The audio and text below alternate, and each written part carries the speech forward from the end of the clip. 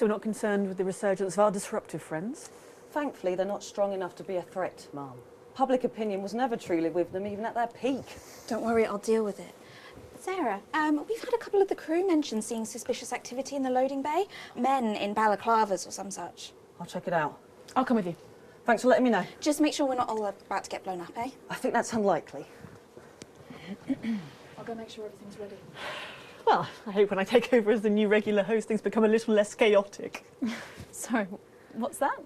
Oh yes, didn't Bozeman tell you I'll be here every night? No, I missed that meeting. I was at an appointment. Oh, well, don't worry. It's not like you're being fired or anything. You'll be culture correspondent or some such. You'll be fine.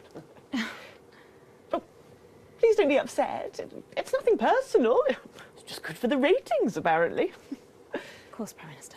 10 seconds. Jenny? I'm on it. Okay. Okay, we are going in 5, 4, 3... Welcome back to The Nightly Show, where I'm joined once again on the couch of chat by Prime Minister Julia Salisbury, who's agreed to answer some questions from the public. They're always my toughest critics, Meghan. Indeed they are. So, first up tonight is a question from one of our elderly viewers, and she's on the line right now. Hello, can you hear me? Hello, Hello, what's your name and where do you live? I'm Florence from Stainsborough. Hi, Florence. Thank you for calling. You're on with Prime Minister Julia Salisbury. Do you have a question, Florence? Yes, I do have a question. OK, would you like to ask that question now? Oh, yes. Right you are, dear. Prime Minister, with all that hard work on your hands, how does your skin manage to keep that healthy glow? Oh, bless you. What a lovely question. Oh, well, I suppose with my line of work, there's not a lot of time for a skincare regime, as I believe they call it. So I guess I've just got my mother and father to thank. I suppose I've just got lucky genes. Lucky jeans? Oh, that's what my Clint calls the denims he was wearing when we first... well, you know. Yep, thank you for that question, Florence. Your Clint sounds like a right one. Oh, he is. It'll be 44 years married this June, but he still finds the energy twice a week to give me a... Thank you, Florence, thank you. I wish I could say the same at her age. Everyone needs a Clint, eh, Prime Minister? Or a Clara, perhaps. Meghan? Let's go to our next questioner tonight. He's calling from right here in the capital. Hi, caller, can you hear me? Yes. Thank you, Meghan. Just about. It's not a good line. Well, I think we all know that voice.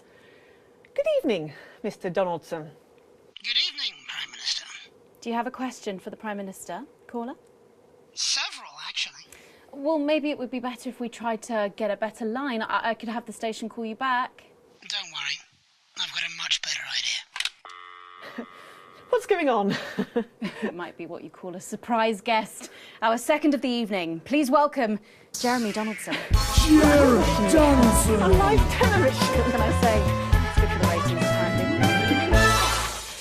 This man is a wanted criminal. Where's that CCO, for God's sake? Don't worry, Prime Minister, I'm not harmed. Sarah? She's not here at the moment, Prime Minister. We'll let her the moment she returns.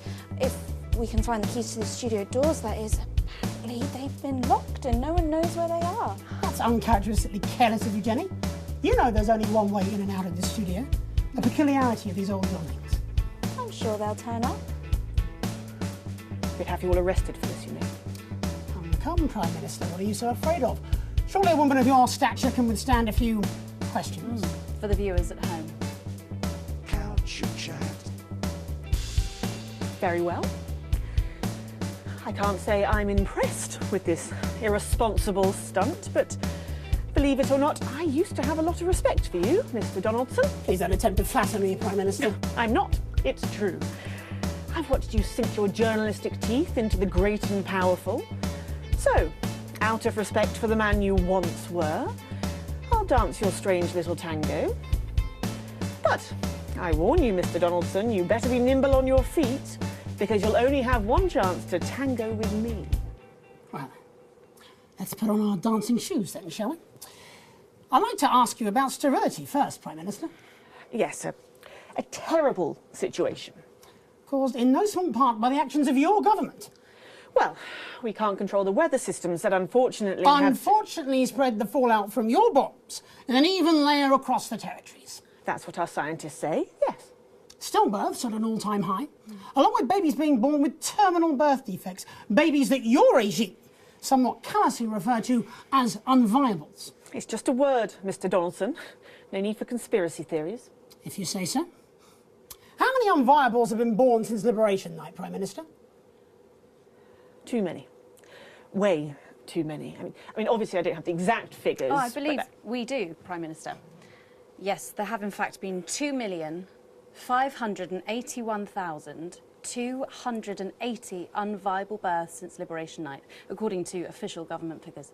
So, 14 million deaths on Liberation Night, and then another 2.5 million infant mortalities, assuming you actually managed to count them all, which, given the limits of bureaucracy, seems extremely unlikely. I'm sorry, is there a question? You made a decision one November evening 5 years ago, and as a result of that decision, 16.5 million people are dead. Prime Minister, do you have any regrets at all? Of course I do, Mr. Donaldson. I regret every grieving family, every life destroyed. I came into politics to help people. You came into politics to help people. In that case, Prime Minister, where did it all go so horribly wrong? Well, Mr. Donaldson, Miss Wolfe, I suppose this is where we all have to put on our grown-up trousers, isn't it? Please do not patronise our audience, Prime Minister. Oh, why not? That's how they like to be treated. They want a government to keep them safe, happy, equal and free. That's our job, you see, to make a perfect circle out of that impossible square. And if we can do just that one impossible thing, then they don't ask a lot of questions. They're not like you two. They don't want to see how the magic trick's done. They just want to gasp at the miraculous effect. So it's the public's fault? So, it's no one's fault. It's just the way things are. You asked me where it all went wrong, but the ugly truth is it never did. I weighed the advantages of action and inaction, and I acted. And without making these tough choices, we would not be where we are today. I believe any decent leader would have done the same. Any decent leader? Have you forgotten how things were before the new future? The homelessness, the despair, the billions abandoned to a life of miserable poverty. That's a form of death too. It's just much, much slower and infinitely more pernicious. Any decent leader? Yes, any decent leader. Including Peter Clement? How dare you? Peter was my best friend. Is it true you never told Prime Minister Clement about your plans for Liberation Night? In the weeks that followed, you fought with him repeatedly and passionately, didn't you? We've spoken to staff from Team HQ who claim to have overheard several private conversations. Yes, we disagreed. Frequently and loudly. That was how we worked. That was why we worked. Until you didn't? Yes. Yes, until we realised that we no longer shared the same values. Values like compassion, Prime Minister. How dare you? Everything I've done, everything is out of compassion. But sometimes love needs to be tough. And Peter never understood that. That's why I called him my conscience. And now he's gone. Do you need a moment, Prime Minister? Perhaps now might be a good time for us to show the viewers at home some footage that has found its way to me. It was filmed in early December, 5 years ago. Jenny, can we have this prepared on screen 4, please? Yes, Jeremy. We'll need a couple of minutes. You're right to continue, Prime Minister. Peter was the heart of Advance. People loved him in a way that they've never loved me. They find me cold, emotionless. But I have to be strong. I'm a woman. I can't show tears. I can't show weakness. I can't show this. I would have thought that you would have understood that. Are you sure you don't need a moment to compose yourself, Prime Minister? I'm sure we can cut away to something about buttons. This is cruel. Advance are guilty of many things, but we were never cruel. Well, I think that's up for debate. Please, just I need a minute. Just point that camera away from me. I have a question, Prime Minister. Fine. Fine, just ask your question. Why are there no tears on your face?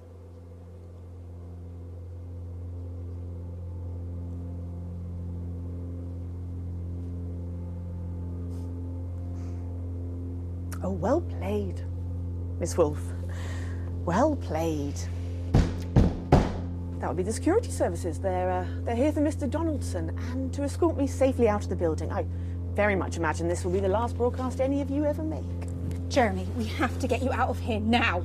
Except there's a small army directly outside the door, and I believe there's only one way in or out, due to a peculiarity in the design of these old buildings. She's played us. I can't go back. I can't go back to Betterment. And yet to Betterment you will surely go. Don't you worry, Jeremy, we won't let them take you. Oh, perhaps you'd like to join him. After all, aiding and abetting an escaped convict is, of course, a crime in itself. Leave them out of it. This was my idea. We're in! I surrender! There's no need for violence! I acted alone! There's no need to rest! Tango received, ma'am.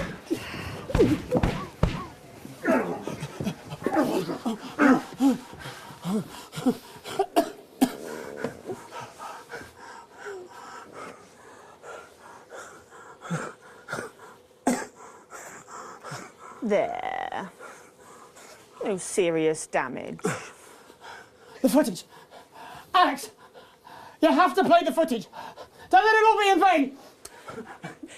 If you play that footage, Alex, which I have no doubt was illegally obtained, you will be joining Mr. Donaldson in Betterment. Do you have a family, Alex? Perhaps you'd like to think how well they'd cope without you. Take him away. The footage. Alex, you have to play the footage. Shut them off! I want this shut down now. I want you to cut Alex Winston off. I don't care how you do it. Just lock them out. This is a matter of internal security, and lives could be put at risk if this footage is shown.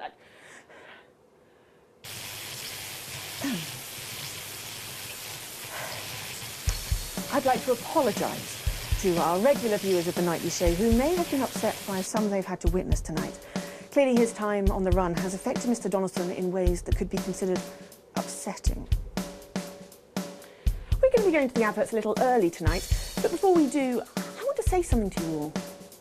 If you have been disturbed by anything you've seen tonight, please make an appointment with your local cohesion centre, where experts will be there to advise and counsel you. And, of course, they have the power to prescribe. Please be reassured that Mr. Donaldson will be given the very best of care in what I'm sorry to say will probably be a long and arduous process of betterment. Maybe, one day, when he has completed his reformation, we may see him again in this very studio. This programme will be back tomorrow night, but to ensure that you always have access to the heart of government, I will be the new regular presenter, assisted, of course, by Megan Wolfe and her team of top reporters. I, for one, am pretty excited about it. The security services will examine the footage Mr. Donaldson claims to have acquired, and should it be in the public interest, we will, of course, release it. But not at 6:30 in the evening, and not on this show. There are proper channels for such sensationalism, and The Nightly Show is certainly not one of them. That's something Mr. Donaldson never understood. The news is a dangerous thing. It needs context. It's complex and multifaceted. And sometimes, not always, but sometimes, it's better not to know. My name is Julia Salisbury. Have a peaceful night. You two, come here.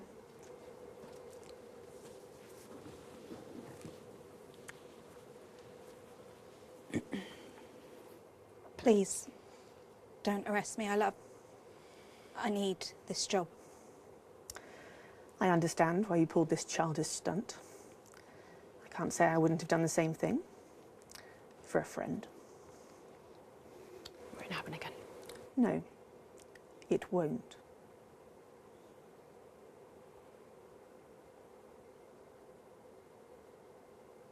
Good. Let's get back to work.